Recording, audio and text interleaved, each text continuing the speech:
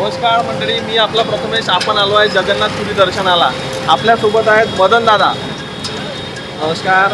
आपल्यासोबत आहे राहुल दादा. आपण आलो आहे तिघे लोक जगन्नाथपुरी दर्शनाला. नमस्कार मंडळी, आपण जगन्नाथपुरीच्या दर्शनासाठी आलो आहे. आपल्याला या देवस्थानाचे महत्त्व सांगतील मदन दादा. दादा नमस्कार, मी आपला प्रथमेश यूट्यूब चॅनलमध्ये सर्वांचं सहर्ष स्वागत करतो. आम्ही आलेलो आहे श्री क्षेत्र पुरी येथे, जे भगवान जगन्नाथाचं धाम आहे. 4 पवित्र धामापैकी पवित्र असं धाम म्हणजे आपलं हे जगन्नाथपुरीचं धाम. आणि आज एकादशीच्या या पावन पर्वावर आम्ही या जगन्नाथपुरीमध्ये दर्शनाकरता आलेलो आहेत. आपण पाहत आहात हे जगन्नाथ स्वामींचं मंदिर आणि याच्यातले वैशिष्ट्य म्हणजे जो हा भगवंताचा ध्वज आहे, हा हवेच्या विरुद्ध दिशेने हे होतो आणि या ध्वजाचं विशेष असं महत्त्व या जगन्नाथपुरीमध्ये आहे. हा मागे जो दिसतोय आपल्याला तो जगन्नाथ भगवान आहे. त्यांचा रथ दिसतोय मागे.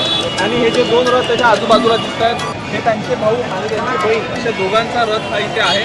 त्या तिघा भावाबंधूंची ही यात्रा इथे काही दिवसांपूर्वी संपन्न झाली आहे. आज आपण एकादशीच्या दिवशी इथे आपण पोचलेलो आहे. इथे आपल्याला पूर्ण रथ दिसतात. या रथाचं इथं जे यात्रा आहे ते पूर्णपणे संपन्न झाली. आपण हे बघू शकता, खूप मोठ्या प्रमाणात इथे लोक आले आहे दर्शनासाठी. मोठ्या प्रमाणात आतमध्ये गर्दी जमलेली आहे. हे जे ध्वज दिसतोय आपल्याला, हा ध्वज हा हवेच्या विरुद्ध दिशेला वाहणारा हा ध्वज आहे.